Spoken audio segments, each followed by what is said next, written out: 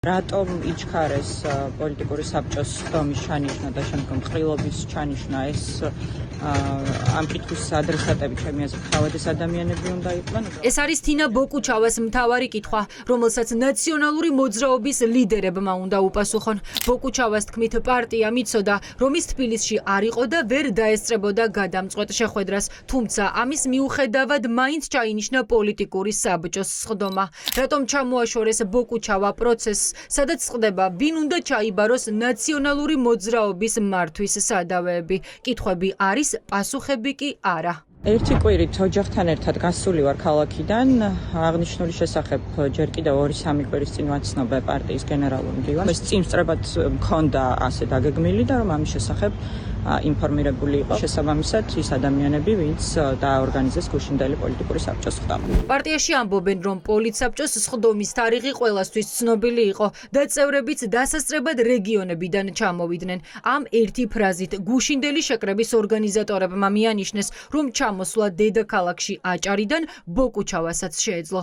ჩვენ რა თქმა უნდა ვისურვებთ, რომ ხალხი დასწრებოდა ამ სხდომას, თუმცა მან ვერ მოახერხა, მაგრამ რა თქმა უნდა ეს კარგად ცნობილი იყო, რომ ივლისის ბოლოს სტარტდებოდა ეს საჯაროდ ეთერშიც არაერთხელ თქმულა, მათ შორის მიხეილ სააკაშვილსაც ჰქონდა სტატუსი დაწერილი, რომ ივლისის ბოლოს იქნებოდა ჩატარებული პოლიტსაბჭოს სხდომა, ამიტომ ეს გასაგები არავისთვის არ იყო, ჩვენი ძალიან ბევრი წევრი რეგიონებიდან ჩამოვიდა სპეციალურად ამ დღისთვის, ამიტომაც ამ შესახებ ინფორმირებული ნამდვილად ყველა იყო და ზოგმა მოახერხა ჩამოსვლა, ზოგმა ვერ მოახერხა. ახლა მთავარი კითხვაა, იქნება თუ არა თიკა ბოკუჩავა 5 აგვისტოს პარტიის ყრილობაზე, სადაც უნდა გადაწყდეს, ვინ ჩაიბარებს მართვის სადავეებს. ბოკუჩავა ამ თემაზე ჯერ არ საუბრობს. პარტიაში ამბობენ, რომ ყრილობა სწრაფად უნდა ჩატარდეს და ცვლილებებიც დაიწყოს. შეხვედრაში მონაწილეობას არაფერი წინ არ უდგას. ეხლა მე ვერ გეტყვით ტექნიკურ დეტალებს, მაგრამ ყრილობა იყო დასაგეგმი, ასე ვთქვათ, ჩასატარებელი ძალიან სწრაფად, ამიტომ ვფიქრობ, რომ ეს პოლიტსაბჭო იყო აუცილებლად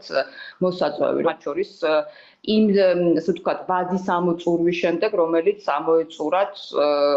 ამოეწურა პარტიის მენეჯმენტს. მე არ ვარ პოლიტსაბჭოს წევრი, არც თბილისში არ ვიმყოფებოდი, გუშინვე საუბრეთ ჩემს კოლეგებს. მე ვფიქრობ, რომ ძალიან მნიშვნელოვანი ყრილობა იქნება და საუბარი იმაზე, რომ იყოს ჰორიზონტალური ორგანო, რომელიც მეტწილად იქნება რაღაც გარდამავალ პერიოდში დაკავებული პარტიის მენეჯმენტით, მე ვფიქრობ, ეს მისაღებია. 5 აგვისტო 15 საათი. ერთიანი ნაციონალური მოძრაობის ყრილობამდე ერთ კვირაზე ნაკლები რჩება. სწორედ ამ დღეს აირჩევენ პარტიის თავმჯდომარის მოვალეობის შემსრულებელსა და დროებით მმართველ ორგანოს. ვინ იქნება კანდიდატი, ჯერ უცნობია. თუ აქამდე ყველა ამბობდა, რომ აპირებდა კენჭისყრას, ახლა საჯაროდ პოზიცია ჯერ არავის დაუფიქსირებია. მათ შორის არც ის ვიცით, თინა ბოკუჩავა დააყენებს თუ არა საკუთარ კანდიდატურას. დუმს პოლიტსაბჭოს პატიმრობაში მყოფი თავმჯდომარე ლევან ხაბეიშვილი. ის პოსტს ინარჩუნებს, თუმცა არ ამბობს ვის უჭერს მხარს. ყრილობაზე უნდა მოხდეს დროებითი მმართველი ორგანოს, რომელიც გარდამავალ პერიოდში უხელმძღვანელობს პარტიას და მოამზადებს არჩევნებისთვის, რომელიც დაახლოებით 6 თვის ვადაში უნდა გაიმართოს და ამ ყრილობაზე მოხდება ამ დროებითი ორგანოს არჩევა, რომელიც შედგება 9 წევრისგან. 9 ადამიანი როცა აირჩევა უკვე ამ ყრილობაზე, ამ 9 ადამიანს უკვე ხმის უმრავლესობით ექნება შესაძლებლობა, რომ თავმჯდომარე აირჩევა. პარალელურად ხვალიდან 1 აგვისტოდან კამპანიას იწყებს ნანუკა ჟორჟოლიანი. მე მიყვარს საქართველო. ეს არის მისი კამპანიის სახელი, რომელიც სტარტს თბილისიდან აიღებს. შემდეგი იქნება რეგიონები და სიმბოლურად ქალაქი ანაკლია. ჩვენ კამპანიას დავარქვით, მე მიყვარს საქართველო, კამპანიის მთავარი ლოზუნგიც. ჩვენი მთავარი საკითხებიც მინდა ამ კამპანიის დროს იყოს ისეთი თემები, რაზეც ყველა ჩვენ თანხმდებით. ეს კამპანია იქნება მაქსიმალურად გაშლილი.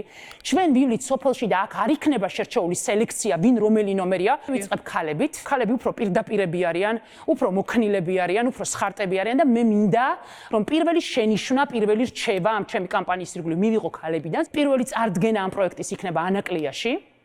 იმიტომ რომ ამას სიმბოლური დატვირთვა აქვს. რეფორმების საბჭო იქნება მეორე ეტაპი. ეხლა ეს არის სახალხო მოძრაობა, რომ ჩვენ რეგიონში ჩავიდეთ, ადამიანებს ვკითხოთ რა უნდათ ჩვენგან. შემთხვევით უფრო მნიშვნელოვანი ამ შემთხვევაში იქნება ორად გაყოფილისგან პარტაქტივი ცალკე, მაგრამ ხალხი ცალკე მაინტერესებს ეს ადამიანები საერთოდ ცვლილებებისთვის მზად არიან?